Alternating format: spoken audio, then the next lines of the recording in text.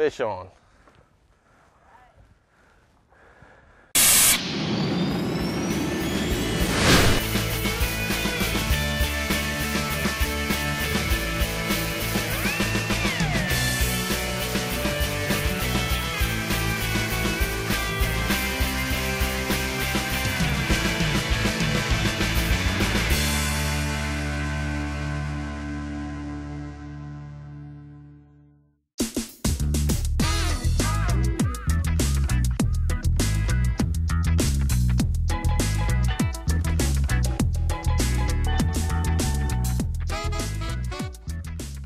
Good morning, welcome to New South Outdoors. I'm Vicki Legan. We're here in Panama City with Captain Joey Sauceheim, and he's going to tell us a little bit about what our plan is today. It's a beautiful day, no cloud in the sky, a little cold, a little windy, but we're going to make it happen. What are our plans for today? Well, today we're going to get super shallow and try to catch some redfish. Hopefully they won't be too lethargic, but it's pretty cold. They're as cold as we are, so they won't be moving around much. We'll have to work hard to spot them, but we should be able to see some fish in some really shallow water. Should be neat. All right, good. I'm looking forward to it. We've already seen some just pulling up in here. We've already seen them spook off. The plan is just getting them to eat. We'll just try a couple different baits, but we're gonna make it happen. Looking forward to it.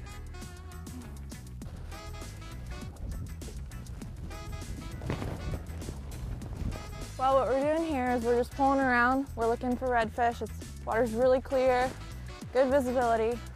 Joey's on the back there pulling us around, doing all the labor. And I'm just looking for him. He's got an eye on him. He'll let me know if he sees one. And I'll toss this little jig to him and hopefully we'll get him to eat. We're going to get him to eat. Here he comes, right here. Uh-huh. See him right there? Yeah, he's coming up straight at us. Oh, yeah.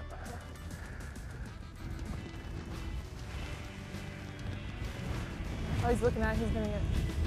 This is it. Come on.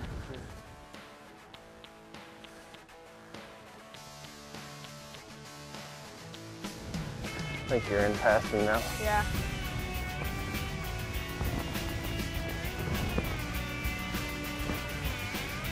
Oh, it's good.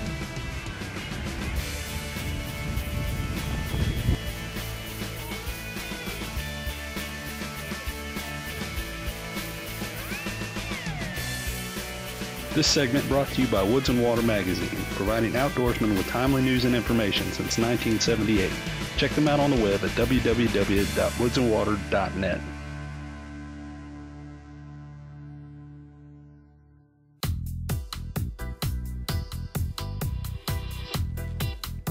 He turned. He's still swimming away there. I don't know if he'll eat or not. But go out this way of it. Yeah. Perfect. All right, slow twitches. Well, our strategy is now we figured out that they're in a little bit deeper water than they have been. I think all this cold wind's got them pushed off and they're laying on sand out here in about 2 feet of water instead of the 6-8 inches they have been in. So make it a little more difficult to see them, but I think we got a strategy to where we can go figure out, kind of pattern them up and get back on some fish. Fish on. Whew, had to work for them. Look at them, they're all about to come bounce off the boat right here too. See them? Fish right there. Nothing but fish. There's about 15 fish staged up in the sand hole, just sunning themselves, trying to stay warm. And I tossed right into the middle of them. Got one to eat and got a nice redfish on. Catch the one that's on the end of the line. We'll worry about the rest of them later. Oh, yeah, they're just bouncing. They want to be on the sand hole is what it is. They like that sand's a little warmer. Put up a pretty good fight for a winter redfish. Definitely deserved it. Worked very hard to catch that fish. We'd been pulling around for quite a while. Finally found where they were hiding. Fish. It's a fish.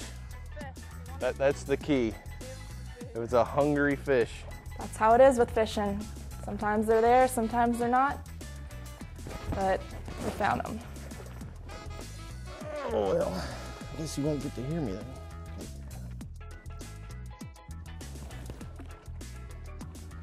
Look at that. Nice looking redfish. Want to hold your fish?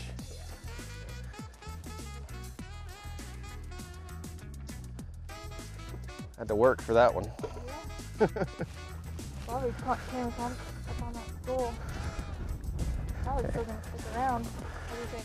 Yeah, I think they'll hang out here for a minute, let them settle right back down in this mud and enjoy it. Your hand with it.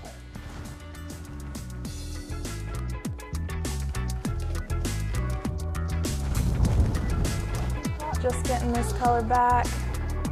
Just getting lived up for the spring. 2 spots on each side. Love when the redfish have more than one spot. They're so cool. I'll let this little boy back.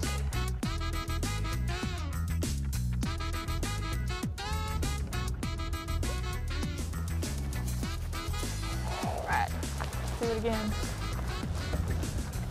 Now what we've been doing is we've been pulling around trying to find out where the fish are. We've come upon a little bit deeper water. We got a nice sand spot. We found a school of reds. Already caught one of them. Now we're gonna go back on him again, catch some more.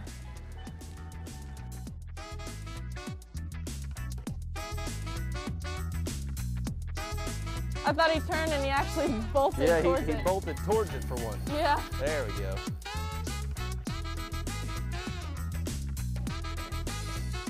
There's another one looking at him right there. See him? Yeah, I see him.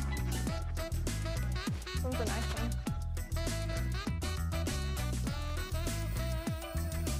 And he's off.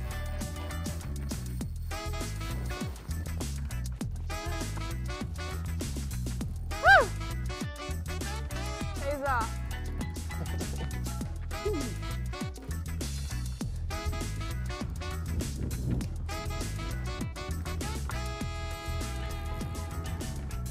And I almost got upset. I thought he turned away from it, but he bolted towards it. Yeah, he went the direction he was supposed to that time. Yeah.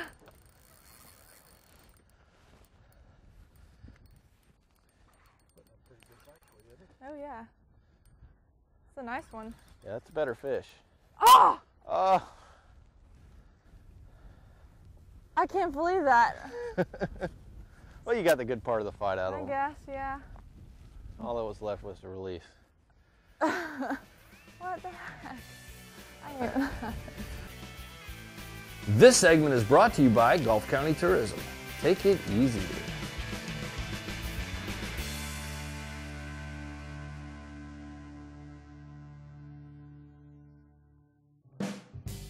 All right, we're out here catching some redfish today on the water, and we're talking about soft plastics. That's what we've been using all day. We've been doing pretty good on them.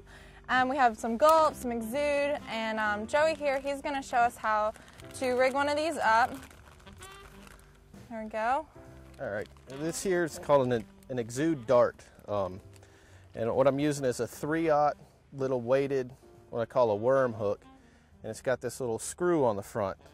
This particular one is made by Captain Joe's Fish on Lures. It's a real good sharp hook. I like a wide gap so they get a better hook set on it.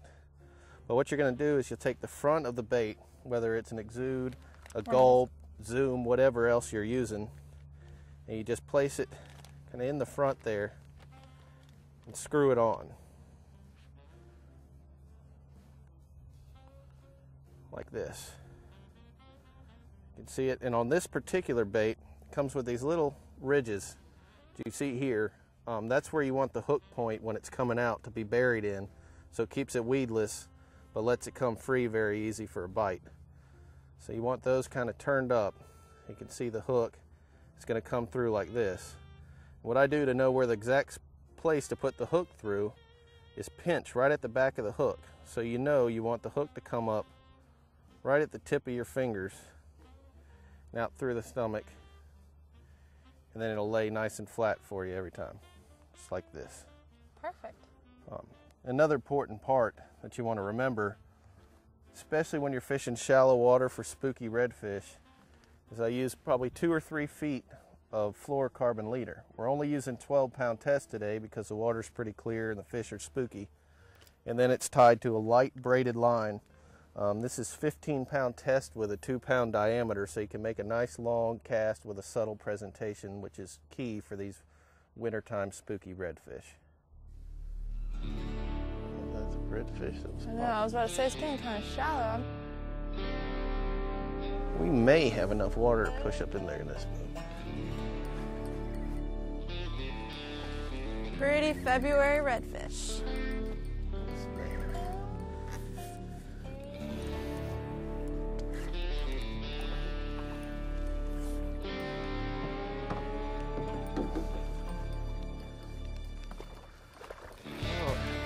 Time coming, but a pretty little fish. Pretty little guy. It's a future tournament redfish there. Yeah.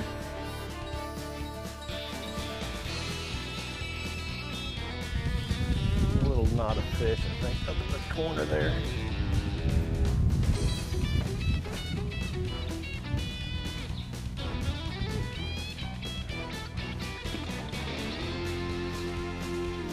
There he is. Nice. Here come the rest of them too. Come flying right by us.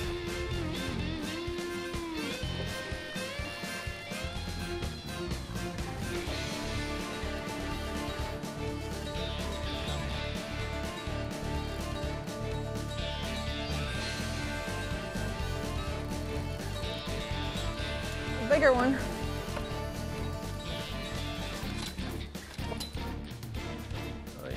Nice fish.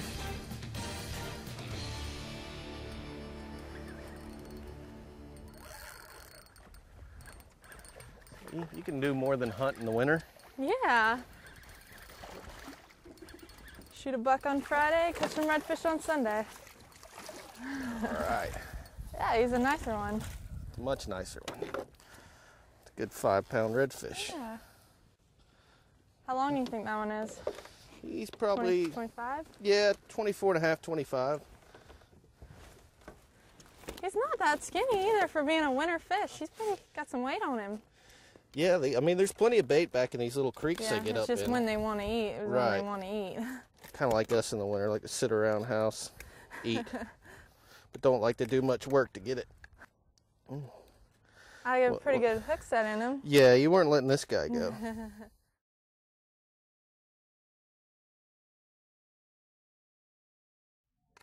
All right. Pretty Panama City redfish. Do you get much different spotting around here with their tails? Yeah, we do. Usually, those fish, they've all had that single spot. And we had, last week we caught some with up to 15 spots. I've seen them like that before. They look crazy. Yeah, they really do. They got them all up here. And it's different shapes too. Yeah, it's weird. We kind of catch them together. It's almost like there's something genetically. Yeah, I'm sure that's like a family thing. Yeah, there's certain spots where we catch more with more spots. This is actually one of the spots we catch quite a few like that. Yeah, just go ahead and pretty fish. Let him go. All right, let's see if he's ready. Get him recuperated and on his way back. Be caught again another day. Here he goes. We're gonna swim off right back to his home.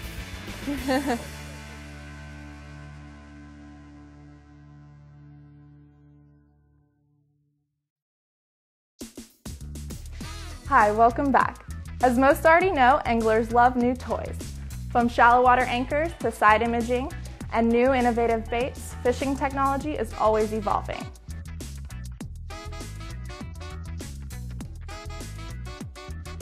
The new FCC regulations bring the United States current with a world standard that was established by the International Telecommunications Union. And what that amounts to is it requires all radios in the United States that are sold, manufactured, or imported after March 25th to be digital selective calling, or DSC, capable. When you buy a radio after March 25th, you'll automatically get DSC capable radios and it'll practically be invisible to you. Now, here's what DSC does for the boater really. The U.S. Coast Guard wants to take the search out of search and rescue. That's the phrase they're using.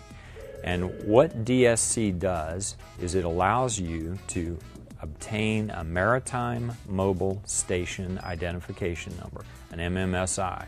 And what that means is you have to register this radio with the Coast Guard.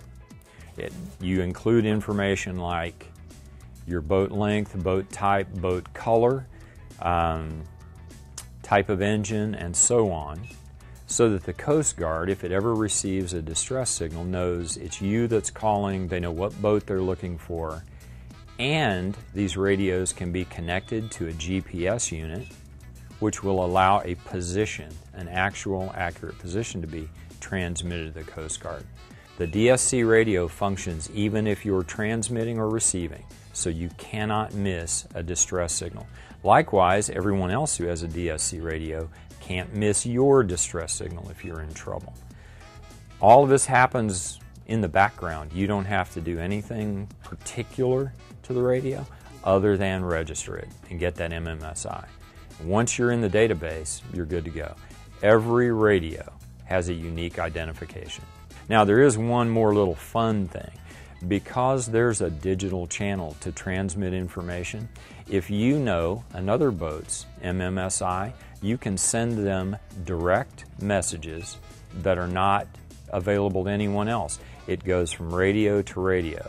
And I'm not giving away any secrets, but the captains that have had these for a while that do charters know this. They know how to talk to each other. They know how to give each other directions. It's just fun to be able to stay in touch with your friends, if nothing else, to give them a hard time about what you're catching.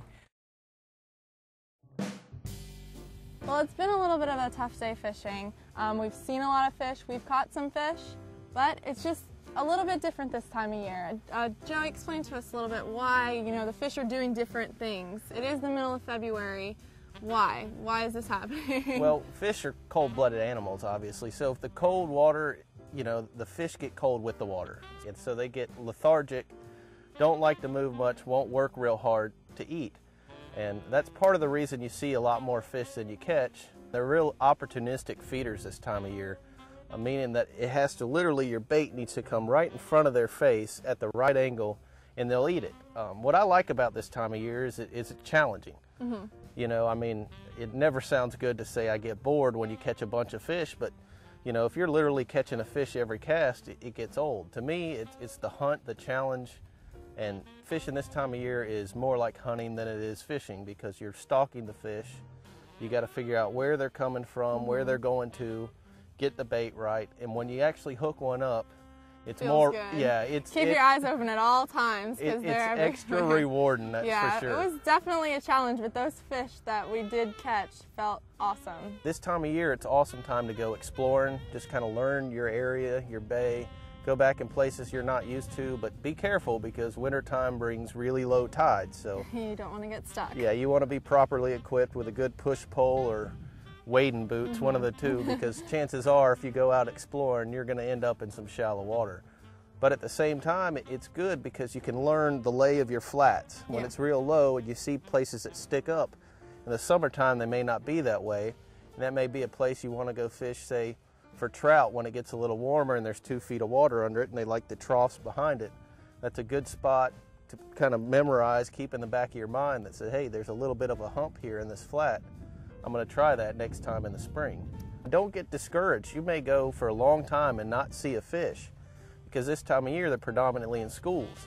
You may see nothing for 2-3 hours and then all of a sudden there's 500 fish in front of you, which makes the whole day worth it. It really does. And it's just a beautiful time of year to be out here. I mean, look around. There's worse ways to kill an afternoon, that's for sure. Well, Joy, thank you so much for having us out here. It was a beautiful day. We had a great day of fishing. We saw a lot of fish. Winter fishing is very different. And sight fishing, I haven't done much of that in my fishing career. And I learned a lot. My aim's a lot better now, thanks to you. And you have some pretty good eyes, so you helped me out a lot. Really appreciate it. Well, Vicki, it was a blast. I had fun too. I always like showing somebody that's never done something new. My passion is sight fishing. I hope I passed some of that on to you. I'm addicted. Yeah, I can't wait to have you back when it's a little bit warmer and the fish eat better. It'll be a lot of fun. All right, well, we'll see you next week on New South Outdoors.